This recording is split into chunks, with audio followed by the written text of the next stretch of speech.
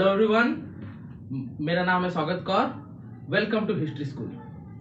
आज हम पढ़ने वाले हैं, वो तो आपको पता ही चल गया होगा, आप थंबनेल में देखे होंगे और यहाँ पे भी इनको तो आप जानते ही होंगे।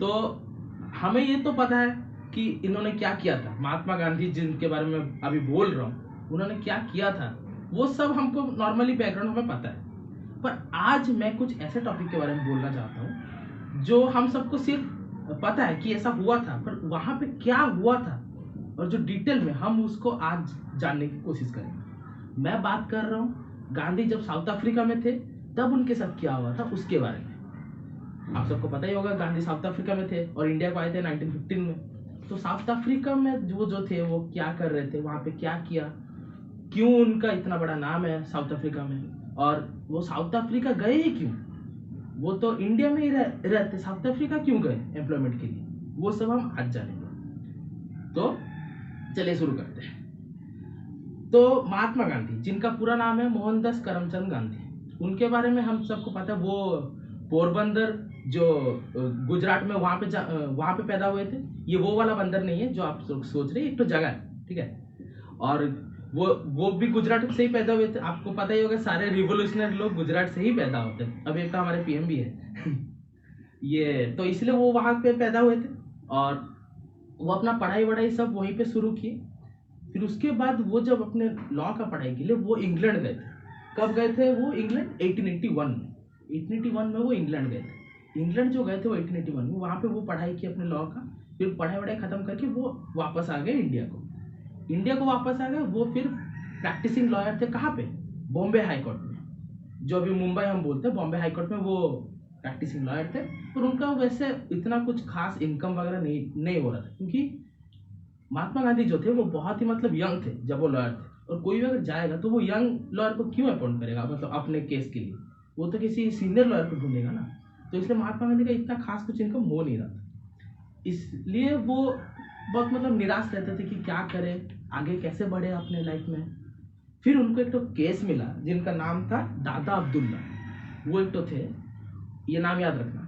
उनका एक तो केस मिला उन्हें, जिसके वजह से उनको दरबान जाना पड़ा, जो साउथ अफ्रीका में है। उन्हीं का एक तो लीगल केस लेकर वहीं पे उनका शुरुआत हुआ, कैसे वो साउथ अफ्रीका गए। साउथ अफ्रीका वो जो गए थे 1893 में, वो वहाँ मेनली गए थे 1 साल के लिए। 1 साल के लिए उनका काम था। 1 साल के लिए उनका वहाँ पे रहने का सब हुआ था, जिसकी वजह से वो 1 साल के बाद वापस आ जाते।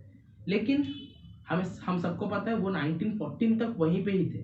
सिर्फ 2 बार बीच में आए थे इंडिया को, नहीं तो वो वहीं पे ही थे 1914 तक, ठीक है।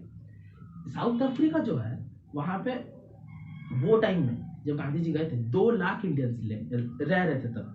2 लाख इंडियंस वो जब तब रह रहे थे 2 लाख इंडियंस, तब गांधी जी गए थे। और वहां पे सिचुएशन क्या था, इंडियंस लोग इतना मतलब आराम से नहीं थे। आप लोग सोच रहे हो इंडियन लोग साउथ अफ्रीका पहुंच गए, वो तो आराम से होंगे भाई। वो लोग आराम से नहीं थे वहां पे बहुत प्रॉब्लम था उन लोगों के ऊपर।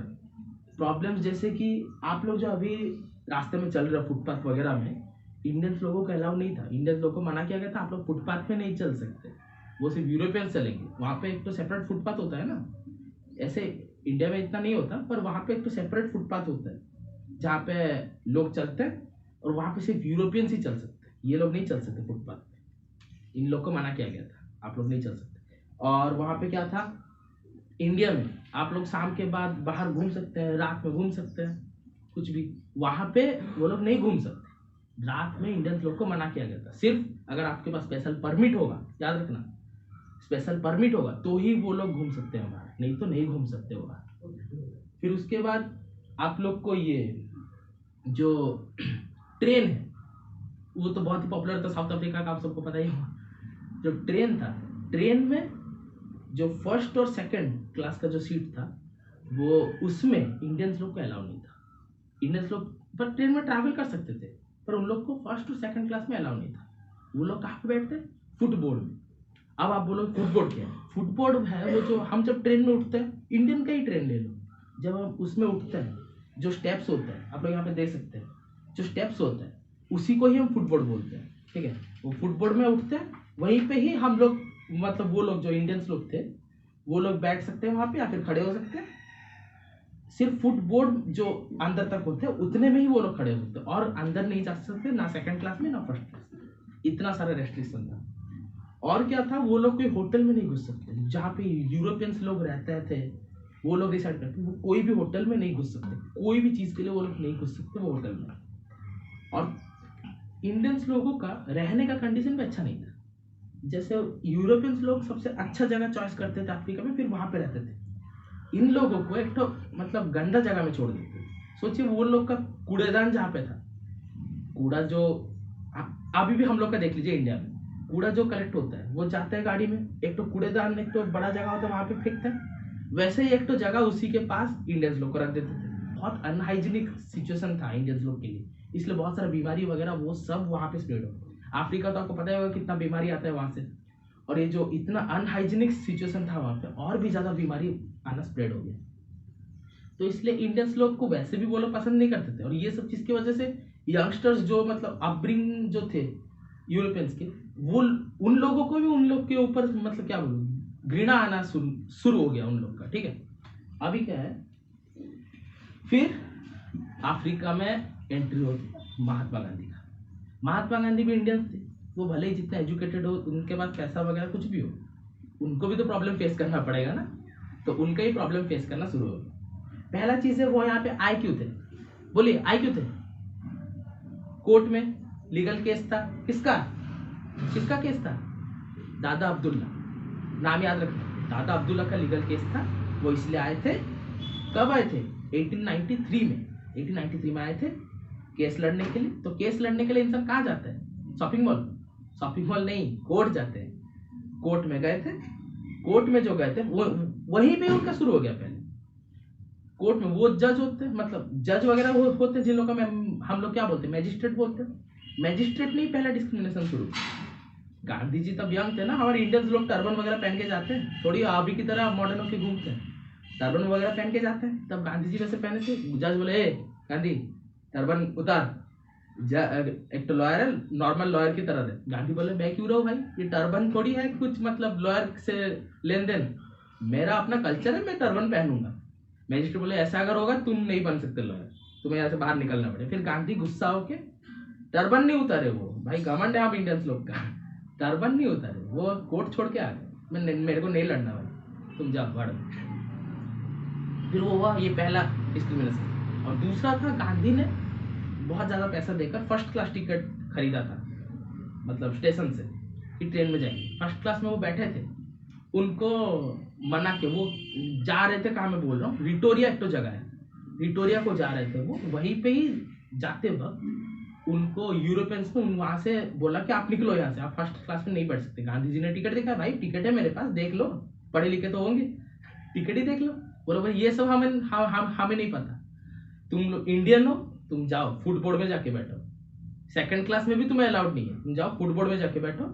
गांधी ने प्रोटेस्ट किया, किसके खिलाफ, यूरोपियंस के खिलाफ, कि मैं क्यों बैठूं भाई, मैं पैसा दिया हूँ, मेरा पैसा लौटाओ, नहीं तो मेरा पैसा लौटाओ, मैं फिर जाके फुटबोर्ड में बैठूँ, मैं इतना पैसा दिया हूँ, फर्स्ट क्लास का टिकट काटा हूँ, मैं क्यों जाके फुटबोर्ड में बैठूंगा, आप लोग जाके बैठो, आप लोग का सीट अगर वहां पे है तो वहां पे बैठो, नहीं तो आप लोग जाके फुटबोर्ड में बैठो, मैं नहीं बैठूंगा। फिर सारे यूरोपियंस ने मिलकर उनको धक्का मार के निकाल दिया ट्रेन से। ये दूसरा उनके साथ हुआ था प्रॉब्लम। अभी फिर क्या हुआ, गांधी जी का 1 साल खत्म होने को आया, ठीक है, 1 साल खत्म होने को आया। गांधी जी इतना बड़ा सक्सेस लेके घर जा रहे थे साउथ अफ्रीका से इंडिया, तो एक तो फेयरवेल पार्टी भी ऑर्गेनाइज हुआ था, ठीक है। फेयरवेल पार्टी जो ऑर्गेनाइज होता, वो गांधी जी को फेयरवेल देने के लिए वो हुआ था। गांधी जी मस्त पार्टी कर रहे थे, लेकिन बैकग्राउंड में कुछ और चल रहा था। एक तो जो नेटल है, जो यूरोपियन का, उन लोगों ने क्या किया था, एक तो डिसफ्रेंचाइज बिल लाया। डिसफ्रेंचाइज बिल क्या है, उसके हिसाब से जो इंडियंस लोग थे, वो ये सिर्फ इंडियंस लोगों के ऊपर ही एप्लीकेबल था, यूरोपियंस के लिए नहीं था। जो डिसफ्रेंचाइज बिल है उसके हिसाब से इंडियंस लोग, मतलब उनका सारा राइट्स चला जाएगा, वो लोग वोट नहीं दे पाएंगे, ठीक है। वो बिल में ऐसा लिखा था कि जो लोग भी यूरोपियन ओरिजिन नहीं है, याद रखना, जो लोग भी यूरोपियन ओरिजिन नहीं है, उन लोग का राइट चला जाएगा कि वो लोग वोट नहीं दे पाएंगे। वोट नहीं दे पाएंगे तो उनका कोई कैंडिडेट ऊपर कहा नहीं सकता, ना वो दे पाएंगे ना लड़ पाएंगे। यूरोपियन जो बनेगा सब उनका मर्जी से बनेगा, उन लोग को उनका दर्द सहना पड़ेगा, सब कुछ। वो लोग जो भी शासन करेंगे इनको सब सहना पड़ेगा, ठीक है। इसीलिए ये चीज जब गांधी जी को पता चला, उनके फेडरल पार्टी में ही उनको पता चल गया, ठीक है।